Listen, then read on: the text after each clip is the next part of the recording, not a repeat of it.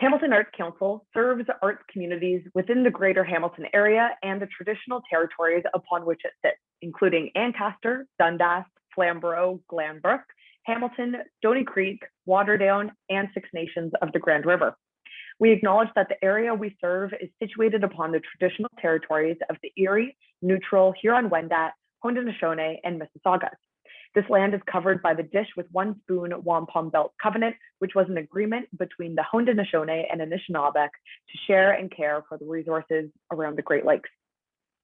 Hamilton continues to be home to many Indigenous peoples from across Turtle Island, or North America, and we recognize that we must do more to learn about the rich history of this land so that we can better understand our roles as residents, neighbors, caretakers, and partners.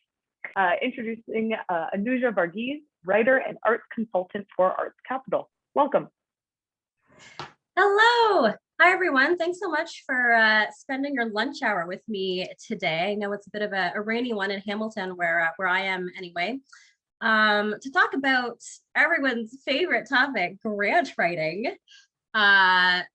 Well, it is one of my favorite topics, but I realize that I might be the only one. So anyway, we're gonna dive in a little bit and talk about some of the common challenges, some of the common things that I see across grant applications, and help you maybe work on your own applications to strengthen them moving forward. So just to give you a little bit about me and how I came to this. So by day, I am a professional grant writer with YWCA Hamilton. I've also worked in grant writing for a bunch of different arts organizations across the province over the years. I do also work with Arts Capital, which is a Hamilton-based arts consulting company. So I do a lot of grant writing and funding proposals and working with our clients in different sectors of the arts to tell their story a little bit better to funders, to figure out how do we reflect what we do in a way that's truthful to us and truthful to what we do, but also really gives us the best chance of securing the funding we need to do our work. And then like some of you here in the room, I would imagine I'm an artist as well. So I have my own creative writing practice. I have a book coming out next year. So I do spend some time writing my own funding applications as well. And then I've also had the opportunity to sit on some juries and funding panels.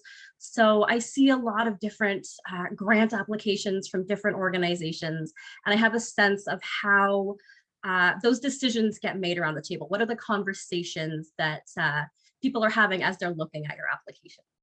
So that's kind of where we're coming from. That's the lens I'm bringing to this. I am going to ask you over the course of this, as we look at some of the different statement pieces, to do a little bit of work. So maybe just grab a pen and a paper, or open up a new note on your phone, open up a Word document, whatever works for you. We're just going to take some notes as we go. If you're like me, I sometimes sit on these things and everything makes really great sense as I'm sitting there, and then a day or a week or a month later, when I'm sitting down to actually write my grant application, I kind of go, what did we talk about? What happened? So this will hopefully give you some more concrete notes to go back to when you're actually writing your application, some of the language we talk about, things like that. So I'm going to go ahead and share my screen so you can hopefully follow along with my presentation as we go. So here we are. This is what we're talking about today. As we all know, jump in. So I'm just going to start. We're going to talk a little bit briefly about some different types of funding applications. Okay, so this is kind of the main one, the one that we're all probably most familiar with, are public grants. This is government funding. We're talking OAC, Canada Council, City of Hamilton, City Enrichment Fund. I know many people might be looking at applying for that one. That deadline is coming up. It also kind of includes publicly funded foundations or organizations sort of adjacent to our government money. So things like OTF, Hamilton Community Foundation, United Way, those types of applications. That's your one big chunk, public funding. If you're looking at another big chunk is sort of your private grants, family foundations, like Weston Family Foundation, J.P. Bickle Foundation. A lot of those there are many family foundations that are specific to the arts or have specific funding pockets or a percentage of their grant funds go to arts organizations, or in some cases, they'll have a specific interest in funding, let's say, youth. So if you have an arts project or a community project or something related to youth, you may have an in with a specific family foundation. That's kind of your second bucket of funds. Your third bucket of funds we look at is corporate grants. Now this is a different bucket than your corporate sponsorships. So if you're looking at sponsoring an event, then you're looking at marketing dollars, and it's a bit of a different lens on it than if you're looking at a corporate grant. So this is more corporate philanthropy, community giving.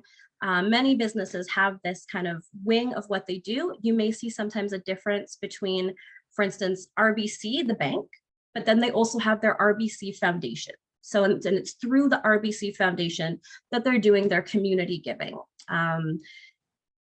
And their sort of granting programs. So if you go to different corporate websites, you can sometimes find what their different granting programs are. So there's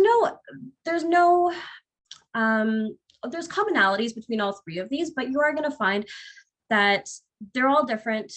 It's not to say that all government grants are going to be your longest, most difficult ones, and the corporate grants are going to be the easy ones to get out there. It's not always the case. They're really different. I know sometimes just to save time and to save energy, we're very eager to write one great application and then copy and paste it and use it for as many as possible. I know it's tempting, and of course there are going to be bits and pieces that you can copy and paste and reuse and things like that, but I would really encourage you, as much as you can, as much as you can budget for the time and things like that, to try and tailor every application specifically to the funder, because every funder is a little different. Their goals are a little different. Their interests, their funding areas, the amounts of money they give out, all those things are going to be a little different. And if you are able to tailor your application as much as possible for each one, you're going to have a better chance of success. I will also tell you,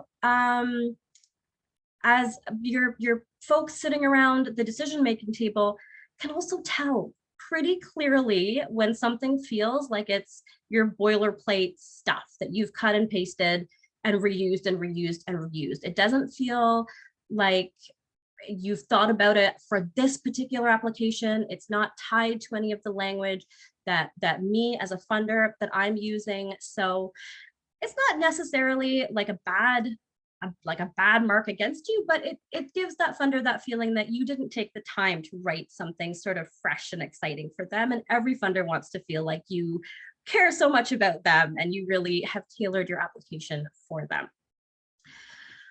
I will say the one thing that all three of these are going to have in common, we'll go to the next slide, are goals. Every funder has their own set of goals or priorities.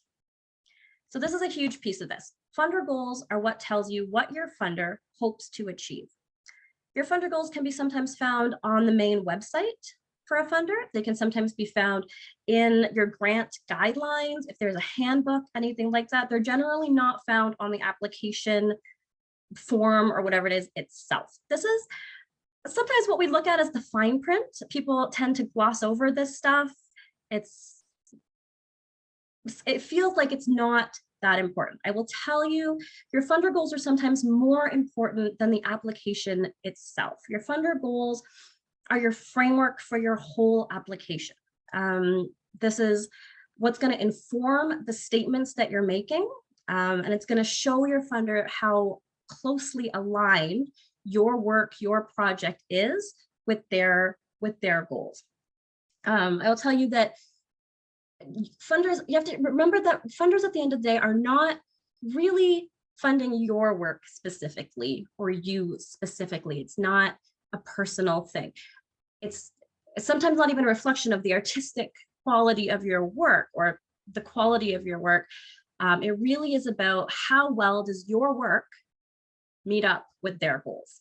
And on the flip side of that, if your application for something is rejected, it's also not a personal thing. It may not be because your work, it may not be a reflection of the quality of your work. It may just mean that you didn't tell a story about how well your work aligned with their goals. The funder wasn't able to see the alignment. And I've seen so many examples of this where artists will tell beautiful stories about all the work they're doing and all the awards they've won and their history in the community. And it's beautiful writing. But at the end of the day, it hasn't tied back to the funder goals. They haven't mentioned how the work concretely aligns with the funder goals. And so all that beautiful work is really wasted at the end of the day, if that makes sense. So I have an example here. This is actually from the City Enrichment Fund, which I think several of us are applying to. That deadline's coming up. So this is found under their general fund guidelines under the arts program. And so the goal listed is to provide opportunities for all the people in Hamilton to enjoy and actively participate in the arts while enhancing social, economic, and cultural prosperity and building strength in the arts sector. It's kind of a mouthful, but there you go. This is kind of the funding goals. Okay, so here's my little framework trick, I guess. When I open up a new document, let's say I'm going to write a new funding application. Usually you have a document or a Google Doc, something you're using to draft your application, right? What's the first thing you do? You usually go to the application form, you put in your questions, maybe you cut and paste your answers, whatever it is. This is what I'm suggesting you do. The first thing you want to do, go find these sort of priorities or goals, wherever that is for whatever funder you're working on. You want to copy and paste them right into your application document, right at the top, before you start working on the questions. Because then you'll have it right in front of you. And this is really what's going to inform the answers that you're gonna start answering below. And you want to have it right in front of you. You want to have the language they're using, and you're going to reflect some of that language back in your answers. So it's really useful to have it right there on the sheet. Obviously, when you're done your drafting, you take that part out. But while you're drafting answers, very useful to have the funder goals right at the top, front and center, informing everything you do. Okay, so let's say you found the funder goals, the funder priorities. Some are it might be one line. It might be for a foundation. Our goal with this funding program is to help youth recover from the pandemic. Great. Still, copy and paste it, put it at the top. So you know somewhere in your answers, you better be talking about how your project very specifically helps youth recover from the pandemic. Use the exact language they're using, reflect it back to your funder. The OAC, for instance, you will find lists, bullet point lists of their priorities for every funding program. So they're much more specific about what their priorities are, what they're hoping you're going to achieve with your projects. Put that whole list at the top of your draft and make sure you're reflecting that language back, aligning your application with their goals. It's always going to give you the best chance of success. Okay, so funder goals, alignment with funder goals, you've set up your draft, you're ready to go, you're ready to dive in. Let's look at the first type of statement that you're going to come across. You're going to come across this in almost every arts application. Anyway, your artistic statement is the why of what you do. So it's not, let's talk about what it's not. I know artistic statement, artist statement, it can feel very nebulous, right? So what is an artistic statement? Well, I'll tell you, it's not your bio. It's not just the list of like, so-and-so is, I'm sure you have a room somewhere else in your application to write your artist bio. That's kind of the who you are. It's not your resume. It's not a list of all the activities you've ever done, awards you've won, things like that, where you went to school. It's not that. Maybe you have a chance to attach that somewhere else. That's kind of the what do you do question. It's not the who, it's not the what. Your artistic statement is really the why. Why do you do what you do? Why are you you? Why is your organization here? What are you doing? That kind of thing. So we can talk a little bit about what makes a compelling artistic statement. You can talk a little bit about your influences. What inspires you? What has shaped the work you do? You want to situate yourself in an artistic landscape. So my work builds on the tradition of, my work is influenced by, that kind of thing. And I often see, you know, people are very eager to talk about how they're unique. And so people will say things like, nobody's doing anything like this. My work is completely unique, which is great. Everybody's work is unique in some ways, but also none of us are operating in a vacuum. We're shaped by something. We're all influenced by different things. This is part of your artistic statement. So you kind of, in the literary world, we call that your comps, right? Who are you comparable to? Where do you fit in your particular sector, community, whatever it is? You want to be able to define what sets you apart. So what has shaped you? How do you fit in? But also, what are you doing? What are the things that you're doing that's unique? What's special about your approach to what you're doing? You can talk a little bit about why your work is important or relevant. So are there social factors that are influencing your work or that are particularly making your work important for right now, right? You're not applying for funding randomly. You're applying for a very specific thing, usually a project that you want to do right now for a specific audience, and you want to talk about why that's the case. You can talk about, are there themes? Are there through lines through all your work? Are there themes that you're exploring in your work that are important to you? And again, you want to be able to tie this a little bit back to your funder goals. Now I know, so this can be a little confusing because I feel like people really want to write an artist statement and then it's kind of set in stone, right? My artist statement is I have it and that's it. I'm just going to copy it over and over again. To some extent, you can do that. You're going to use bits and pieces of your artist statement over and over again. But also keep in mind, just like you as an artist are not set in stone, right? You're always changing and evolving. Your work is always changing. Your work is responding to things happening in the community or to you personally or in your environment. In the same way, your artist statement can also be a fluid thing. It can also be an evolving thing.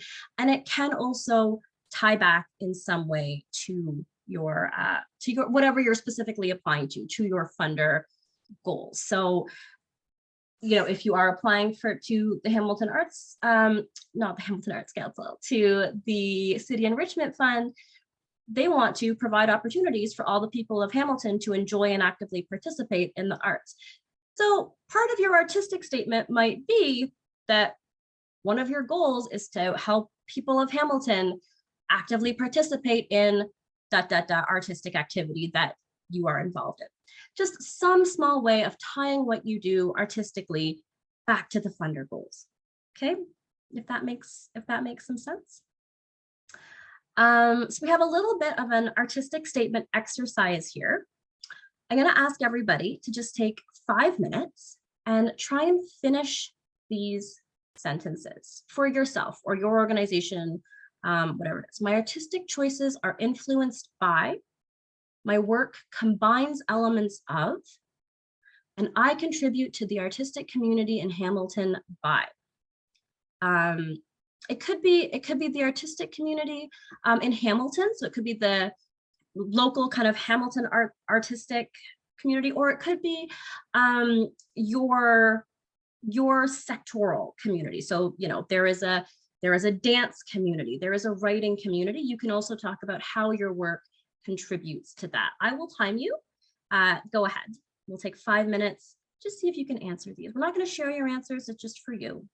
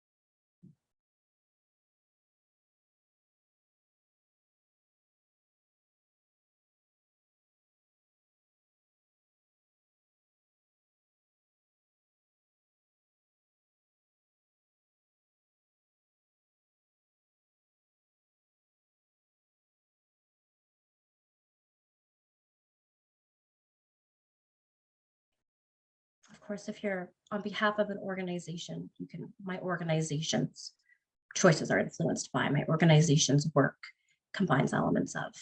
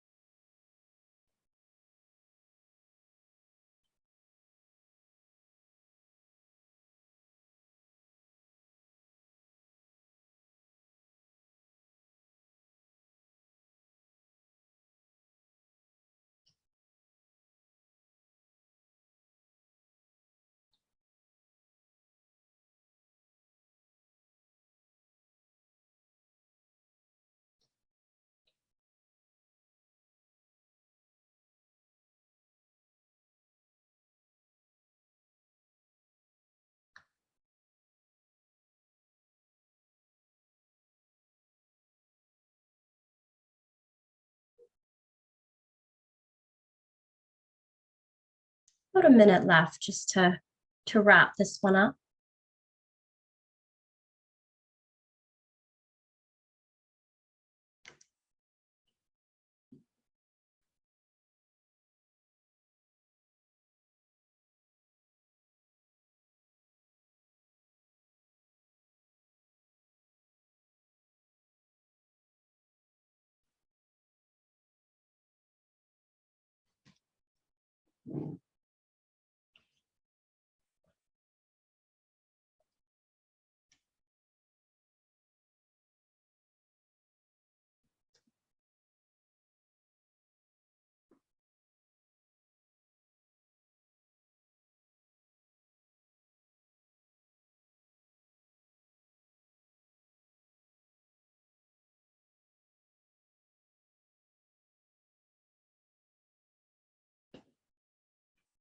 Okay, so that's 5 minutes.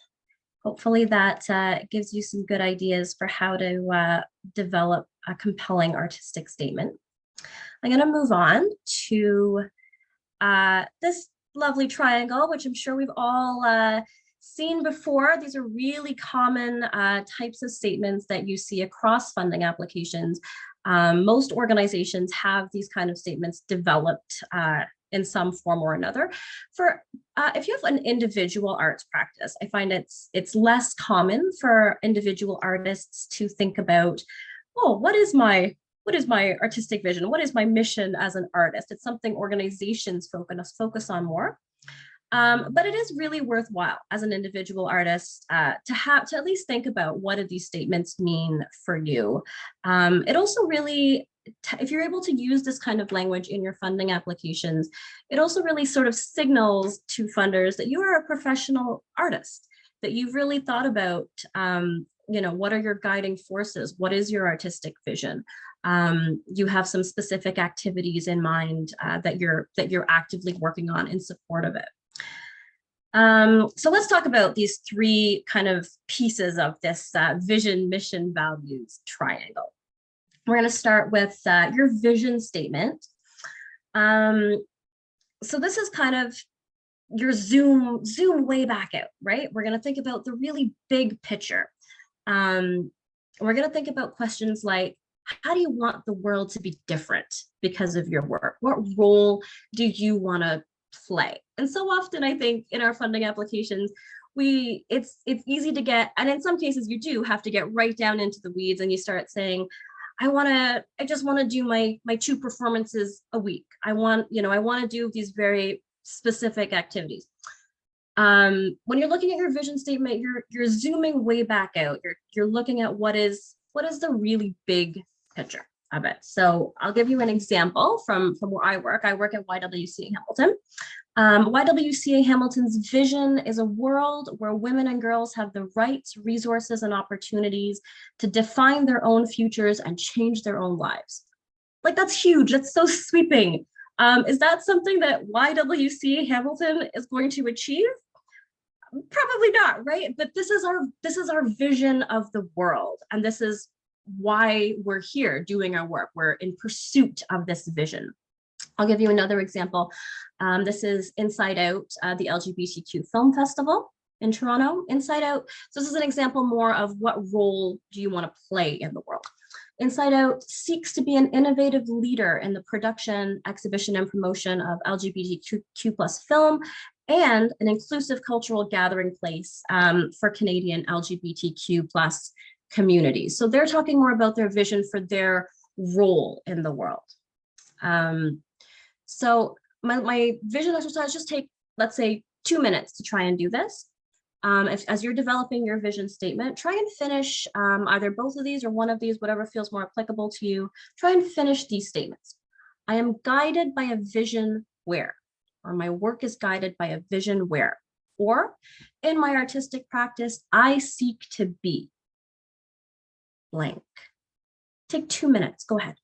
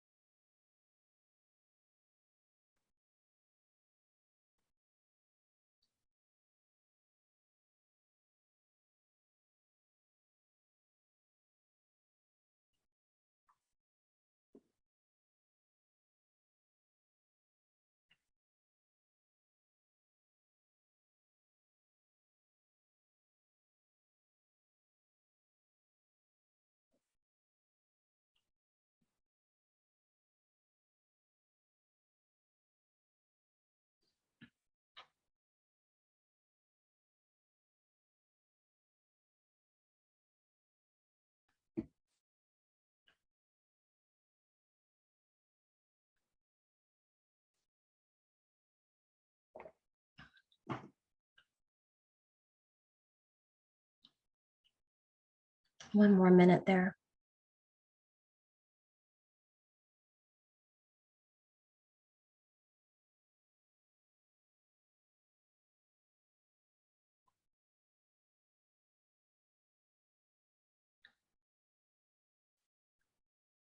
Okay, so let's, and again, like I'll just keep in mind, these are not meant to be your final answers or anything like that. It just gives you a place to start thinking about this stuff. So we're going to look at your mission statements. So this is where we're looking at sort of what do you do in support of your vision. We're going to go from we were zoomed way out. We're going to zoom a little bit closer in for your mission statement. What do you do in support of your vision? So these are usually more active. They're active. They're full of verbs or action words. What are you doing? So I'll give you an example. This is Gritlit's mission statement. Gritlit is our literary festival here in Hamilton. Gritlit's mission is to nurture a community of readers and writers, to celebrate excellence in literary arts, to promote inclusive engagement in diverse literary programming, and enhance cultural visibility for Hamilton and its authors. Now that is a bit of a mouthful. You'll find a lot of organizations have these kind of lists of these are all the things we want to do. That's okay. Your mission can be a bit more detailed because you may do a lot of different things and your mission may want to incorporate a couple different actions that you're taking. But what's important about this is that you're really focused on those active words. So my little exercise for you here, we can just take 3 minutes to do it, is finish this statement. And you can come up with three sort of sentences or whatever to finish the statement. I push my vision forward by. So go back to whatever you wrote for vision. I'm guided by a vision where in my artistic practice I seek to be. How do you do that? How do you push that vision forward? Let's take 3 minutes and you want to write 3 sentences that how do you push your vision forward? Keep in mind that your statements should start with a verb or an action. So you're building, performing, creating. Find those verbs that relate to what you do. 3 minutes, go.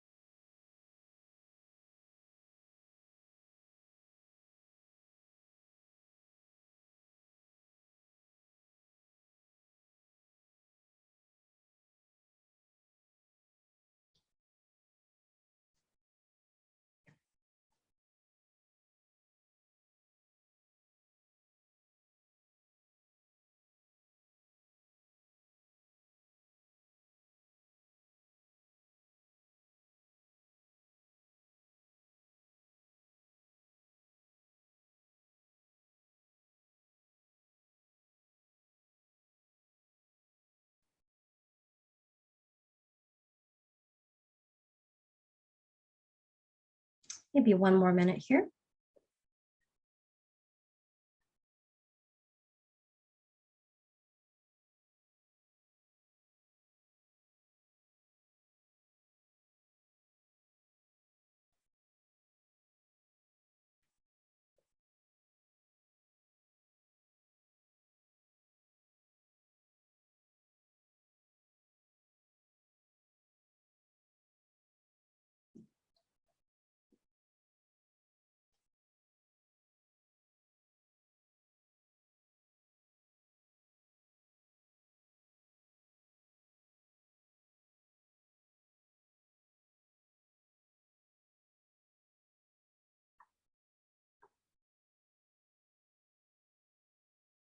Okay, so we'll wrap that one up.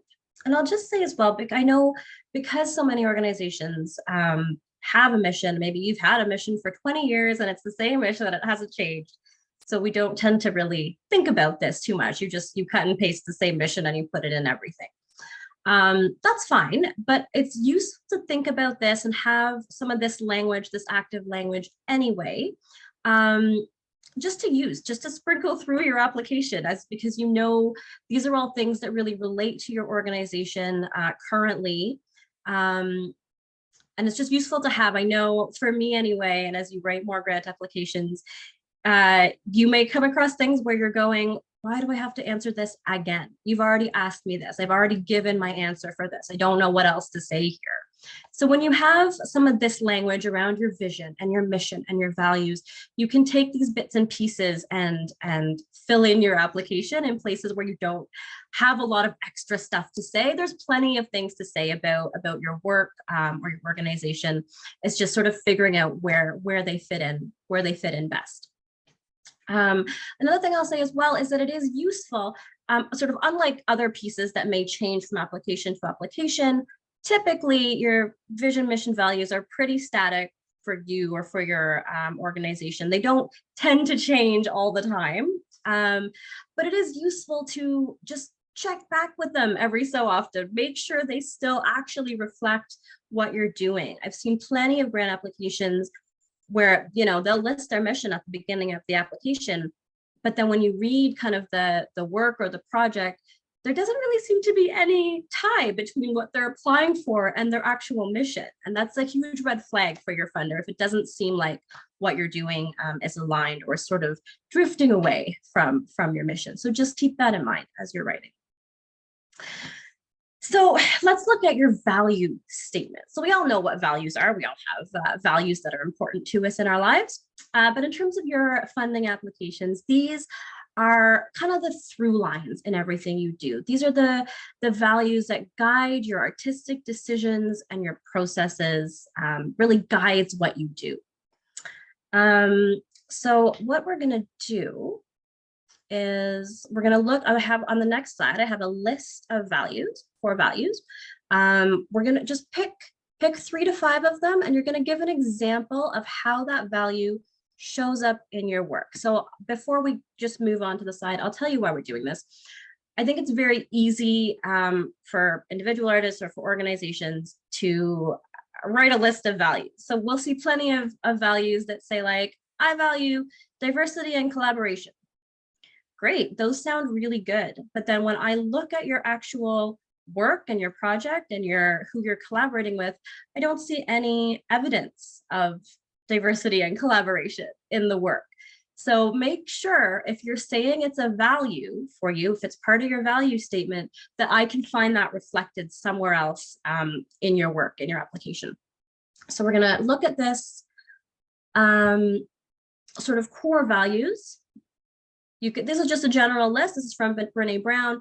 You may decide there are other values that you want to use instead. I'm going to suggest we find 3 to 5, give an example of how that value shows up in your work. And you may say, oh, wow, all of these things apply to me. All of these things are very important. But again, it's really useful to start thinking about what is specific to my work or my organization's work, what really reflects best what we're doing. So let's take maybe 5 minutes, pick 3 to 5 of these or come up with your own. and try and match it up with a concrete example for each of those, of something you're doing in your work that reflects that value. Go.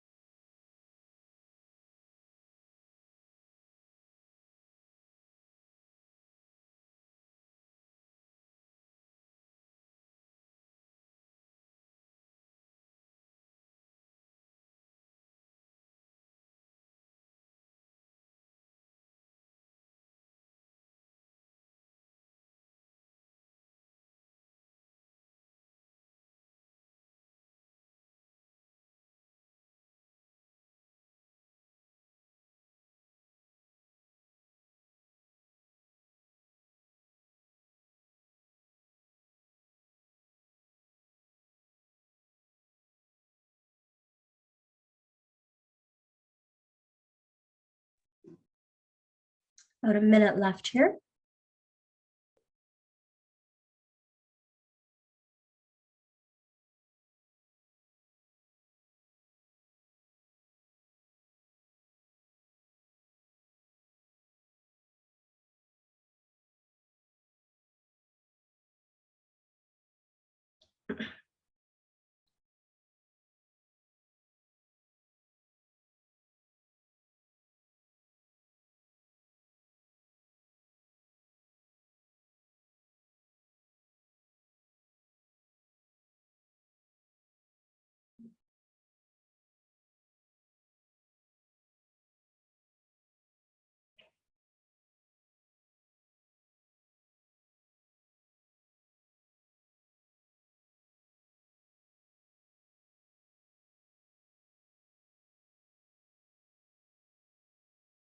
Okay, so maybe we will wrap this one up. Hopefully that gives you some good language, a good place to jump off from when we're talking about mission, vision, and values.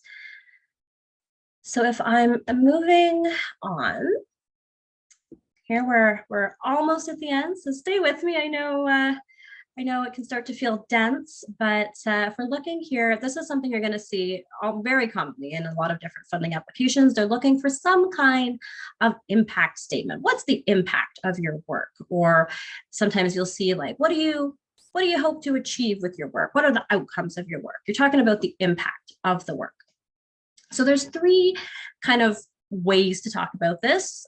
Sometimes questions are specific about what they're looking for, but oftentimes they're not. So it's really up to you to parse out these bits and pieces. So when you're talking about what is the impact of your work, you can talk about what is the impact on your audience. So who is it for? What is the impact on you as an artist? And what is the impact on your community? So when you're talking about your impact on audience, sometimes it's easy to say like, everybody will enjoy my work. Like you're trying to get beyond those statements. So try and be more specific about the impact. Are you trying to challenge your audience? Are you engaging them in new ways? What is the impact of your work on your audience? And hopefully you've defined your audience or who your specific project is for, who your work is for, who you're targeting somewhere in the application. So you're speaking to like the impact on your particular audience. If you're talking about on you as an artist, you want to get beyond, what is the impact on you as an artist? It's going to pay my rent. I'm sure it is. That's great. We want to get beyond that. We want to get to how is it going to impact your artistic career? Are you developing new artistic skills based on this? Are you developing new artistic networks or partnerships? Is it going to help your arts organization grow in some new direction? So those kind of impact things on you as an artist or arts organization is kind of the second piece of that. When we're talking about your artistic community, I said your artistic community here in Hamilton, it could be your artistic community geographically, wherever you are. So you are part, again, nobody operates in a vacuum. You are part of an artistic community geographically where you're located. So you can talk about what is the impact of your work in that context, your geographic arts context. What else is going on locally? Is anybody else doing what you're doing? No, that's impact if you're doing something different. You can also talk about your impact sectorally. So you are also part of if you're a dancer, if you're a writer, you're part of a specific arts community within your sector. So you can talk about your impact there. Do you have a partnership within that community that's strengthening it in some way? Are you contributing some new body of work that is moving that forward? Are you having artistic conversations that haven't been had before that are important or socially relevant? All those are bits and pieces of your impact statement that you can include. The big piece of this, shocker, I know, is tie your impact statement back to your funder goals. This is really your piece. And sometimes, and again, this is where people get very excited about all the things you're doing and you want to list them and talk about them for a long time. The most important part of this answer is that you're tying your impact, what you're doing, what you're achieving, back to what the funder wants to achieve. And if you don't make that alignment, it's wasted. All your beautiful work is wasted. So if we were to go back, let's say, to our City Enrichment Fund, funder goals, and again, you have them right at the top of your application sheet. You're not searching your guidelines for them. They're right there. Go back, cut and paste from that top of the document right back into this. You're not using that as the answer, but you're reminding yourself, this is the language that I need to be using. So what is it? To provide opportunities for all the people of Hamilton to enjoy and actively participate in the arts while enhancing social, economic, cultural prosperity, building strength in the arts sector. Use that language. What's the impact of your work? This is what it's going to do for audiences. This is what it's going to do for me as an artist. This is what it's going to do for my community in Hamilton. Also, the overall impact of my work. is that it's going to provide opportunities for the people of Hamilton to enjoy and actively participate in that thing that I'm doing. It's also going to build strength in the arts sector by that. You're reflecting their language right back at them. So a lot of times I know as artists, we have a sense that like, well, that sounds very contrived and that's not how I would talk about my work. It doesn't matter. It honestly doesn't matter. They're not talking about your work with your friends. You're not talking about your work with your fellow artists, those kind of things. This is very specific to writing a grant and to give you the money to do your project. And to convince them to give you the money to do your project, you have to meet their goals. That's what it is. That's what the alignment piece is. So it's super, super important. Whatever else you want to say about your impact, somewhere in that statement, it has to tie back to those funder goals very specifically. So that's kind of what I'll say about impact statements. I know we're getting close here, but let's take, let's say 3 minutes, and I don't have it written down, but look at these 3 buckets and just take 3 minutes to write maybe what is the impact of your work on your audience, on you as an artist, or I don't know, on the clients you serve if you're not sort of a specific arts org, on you as an artist, and on your community, whether that's your geographic community or your sectoral community. Go.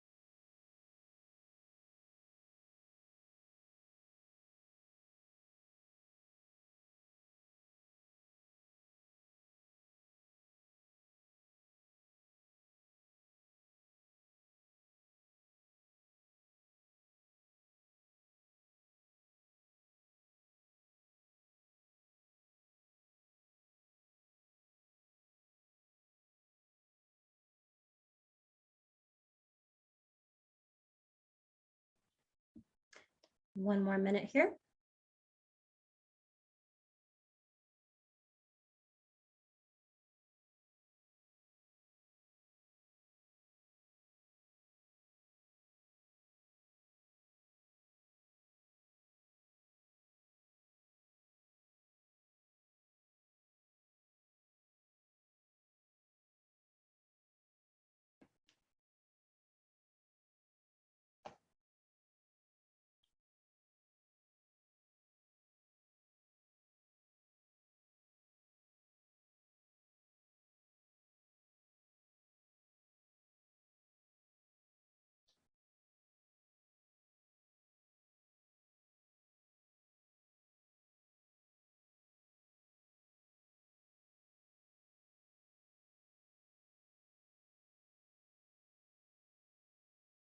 Okay, So maybe we'll wrap that one up. Hopefully that gives you some ideas about what your impact statements can look like.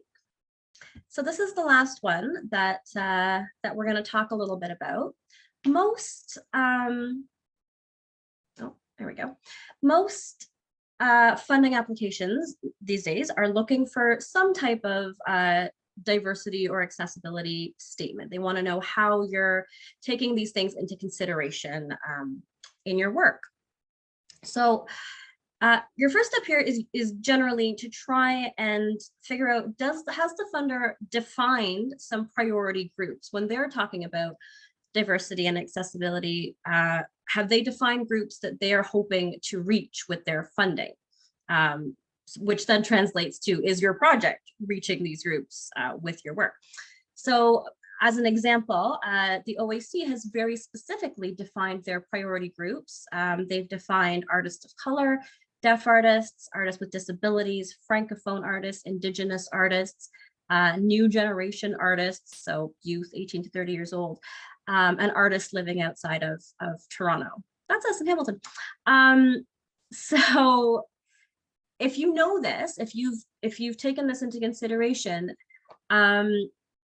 if you're saying, you know, our project is going to really impact seniors, or is really going to impact people with mental health issues, it's not that those are unworthy groups or that you shouldn't mention that somewhere else in your project description, but what they're looking for here is an alignment with the priority groups they've defined, if they have defined them. So it's not necessarily going to strengthen your application to mention groups that are not part of their priority. And I'll just say to just genuinely consider how you can increase accessibility to your work, as well as diversity within your artistic collaborations, within your audiences, things like that. We're trying to get, so I'll give you two of the sort of common things that I see that we're trying to get beyond. Talking about diversity, if you're having trouble sort of figuring out how to frame this for you, a lot of people will end up saying like, well, my work appeals to everyone, so diverse audiences will really like it. So we're trying to get more specific than that, or sometimes people will say, you know, I include a lot of diverse ideas. A lot of diverse ideas have gone into this work. This type of statement is really looking for diversity in terms of identity markers, as opposed to diversity of thought, if that makes sense. And in terms of accessibility, it's not really about appeal. So it's not about, my work has really wide appeal and it's going to be accessible to everybody. That's not what we're talking about. We're talking about accessibility in terms of decreasing barriers so that people can access your work. So think about the types of barriers that people might have. Are they financial? Can people in a wheelchair access your work? Can people who are blind or deaf access your work? Things like that are your accessibility considerations. If you have a presenting partner sometime, or other partners in your work, you may want to talk to them about what are their diversity and accessibility measures. Sometimes, especially as individual artists, you know, I may not have the capacity to include, you know, a bunch of diversity and accessibility, diverse outreach and things like that. But my partner might, or they might already have a statement around this. They might have some things in place. So take that into account. The only other, I don't have an exercise here. The only other thing I'll say is try and avoid those broad statements that everyone will love my work. It's going to be accessible to everyone. That's not going to be effective for you. Your funders are usually looking for something a little more specific, something that's meaningful, that relates back to the work you're doing, excuse me, that makes sense in terms of your audience outreach and things like that. So specific and genuine is usually a winning combination. And I think that kind of takes us to the end of the presentation. I think what I'll leave you with, because I know grant writing can feel so like mystifying to people, but at the end of the day, it's just storytelling. And as artists, we're all storytellers in our own way. We all know how to tell stories through our work. And that's all you're doing when you're writing a grant. You're telling a funder a specific story about your work. What I'll say though, I think about it in terms of like, so one time I took the side mirror off my car, just going into my own garage. Maybe the garage shrunk, or maybe I wasn't paying attention. It's hard to say. But when I tell this story about taking the mirror off my car, I tell it a little differently. If I'm telling my friends, I'm gonna tell that story a little differently. When I told my partner that I took the mirror off the car, I told it a little differently. When I told the insurance company that I took the mirror off the car, I told it a little differently. So you may have one great project that you really want people to fund. You're gonna tell that story a little differently to every funder so that it really aligns with their goals, and tells your story as effectively as possible. And that's kind of my presentation. I know we have I think a little bit of time. If people have questions, we can kind of go from there. David's hand is up. My hand is right up. I have lots of questions, but I will limit myself to give people other options to speak up. Anuja, thank you so much. I've been scribbling away. I wanted just in the last slide, you said something about diversity in terms of identity markers rather than something else. And I didn't quite catch it. And I wonder if you could expand on that, because I knew that it was something very important and I wanted to just kind of catch that. Yeah, so sometimes people get a little confused in terms of diversity, because we start talking about diversity of thought. So just what that means is that there's in your work, you might have lots of diverse perspectives or ideas or things like that. That's great. But usually when we're looking at what are your diversity measures, or how is your program reaching diverse audiences, things like that, you're looking more at specific identity markers. So examples of those are things like what the OAC has defined as their priority group. So artists of color, deaf artists, francophone artists. So specific identity markers that speak to diversity of the groups or different population groups, things like that. Great. Would you be able to just talk briefly about where I as an artist would describe my personal connections to different communities, and in your experience as a juror and a grant writer, you know, does there come a point where you're sort of overselling a point that's maybe not necessary?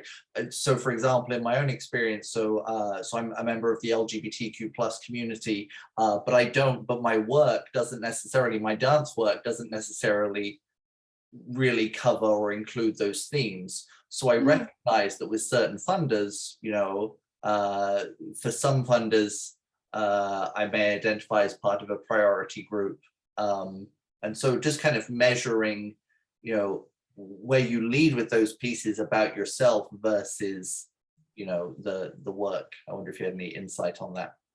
Yeah, for sure. So I think what you said is a good point, that sometimes the groups we may belong to sometimes have a very significant impact on the work you do, and sometimes have no impact at all, right? So I think you have to think about whether that's the case. If the group you're a part of, or your collaborators are a part of, or the work speaks to some concern of the group you're a part of, then certainly you want to include it. You want to put it front and center. It could, in some cases, I think it works best actually as part of your artistic statement, because that's part of what's influencing the work, right? Or it's one of those themes that you're passionate about, that's helping to shape the work moving forward. So that's sometimes where I tuck that in. If you may have many identity markers, and if you know you don't feel like it's really informs this particular project, you don't actually have to mention that. Most funders will have somewhere to self-identify if you want to, just sometimes for their own purposes, to understand who is applying for funding. But if you do have these kind of diversity and accessibility questions, unless there is kind of that direct tie to the work, it can feel I suppose, a bit facetious to a funder to start mentioning things that really have no relevance to a project. I understand. Yeah. Thank you. Felicia has her hand up. Yes. Okay, so one challenge I'm often finding with grants. So the first exercise we did, your artistic statement.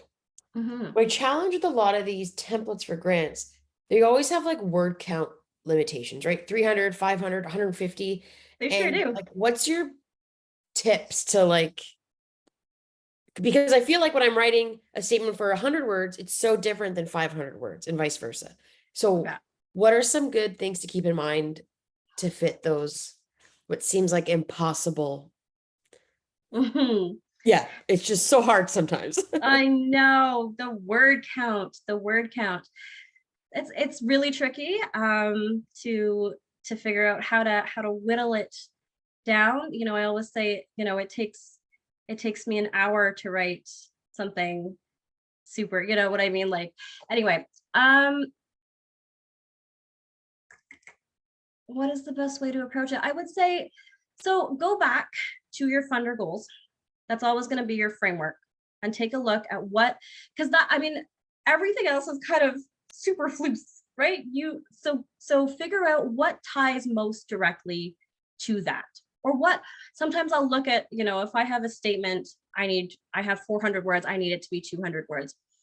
I'll go through and I'll say, what part of this is a nice to have, or what is a must have. If somebody didn't know anything about my organization or about me, what are the things I absolutely need them to know, and what are kind of nice to knows. So that's a way to kind of edit down a little bit. Also make sure, whatever it is, have that piece that's aligning back to your funder goals. So that's kind of a non-negotiable for as much as you can. You can also do a little bit of finagling. If you have something that doesn't fit in one section, there are sometimes ways to take it out and tuck it in somewhere else. If you have something like, oh, I really want to mention that, I don't have room in my artistic statement, maybe I have room when I'm talking about, I don't know, if there's a work plan, if there's project partnerships, like there might be other sections where you can tuck in some of those bits and pieces that may not fit if there's a small word count. Keep in mind as well that typically funders will weight funding sections kind of accordingly. Like, a question that's going to give you 100 words is probably weighted a little bit less than the question where you have 500 words. So just make sure you're focusing your attention accordingly.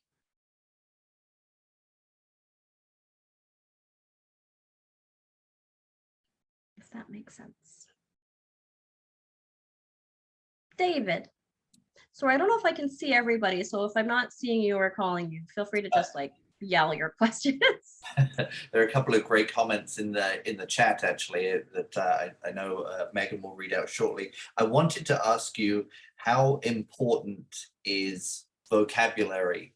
And Eva, I love words, and I love complicated words with lots of syllables that make me feel really intelligent. I love using them to to talk about my work. And so I wondered if you had any comments about sort of vocabulary being elaborate, or should we be shooting to be as simple as possible in the words that we use? Not necessarily. You want people to understand your application, and sometimes keep in mind that your jurors or your corporate folks sometimes who are reading an application are not familiar at all with what you do or the language that you commonly use in your art sector, that kind of thing. So if you're using things like acronyms or sort of specific terminology that maybe everybody is familiar with in the dance world, but just keep that in mind, that if it's things that aren't going to make sense to people right off the bat, you want to steer clear of those. You, more than sort of simple or elaborate, if you can write well elaborately, do it. I mean, make your applications beautiful, make them reflect your personality, your organization's personality. There's nothing to say they have to be sort of simple and cut to the point, those kind of things, but you want them to still make sense and still feel practical and like a real thing. Sometimes I find arts organizations get kind of lost in language that sounds really good, but then you end up having something where you're going, okay, these words all sound really good. You're talking about whatever it is, but I don't see the actual work that you want to do anywhere in this. So make sure that as much language as you're using, it ties back to something that feels concrete. Great, thank you.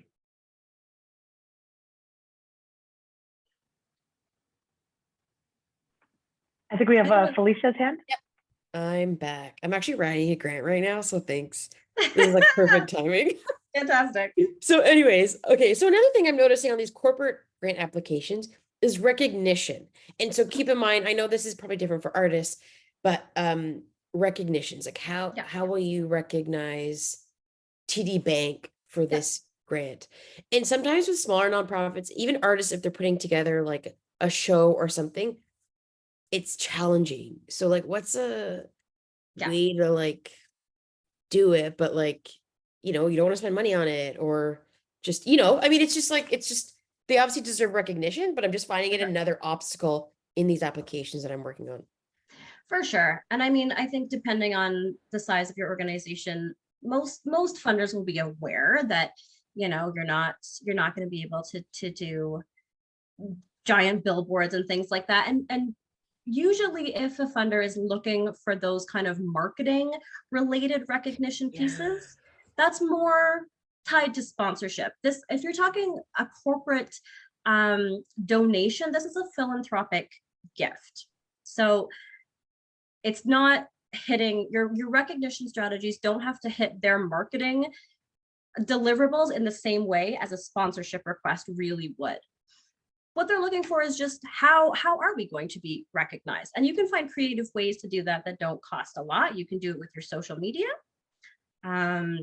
If you have a website, you can throw their logo on your website. If you have a donor newsletter, you can do a little spotlight in your e-news or whatever it is. If you have any kind of event throughout the year that you can invite them to or invite their staff to, you can do that. Some organizations really like to have an opportunity. If you have whatever your program is, if there's a show, if there's a graduation, if you can invite them to anything to actually see what they funded, that's part of a recognition strategy. If you have an annual report that you put out that you can include them in, that's part of recognition. Sometimes it's even just simple things. It's, you know, we bring our participants together, bring your participants together and film a little thank you video. Doesn't cost you anything to do, but it's really, sometimes it's more meaningful than like putting their name in a list of funders, you know what I mean? So little things like that don't necessarily have to be huge marketing initiatives. Awesome. And do we have any other questions from anyone? Either feel free to raise your hand or you can throw them in the chat as well.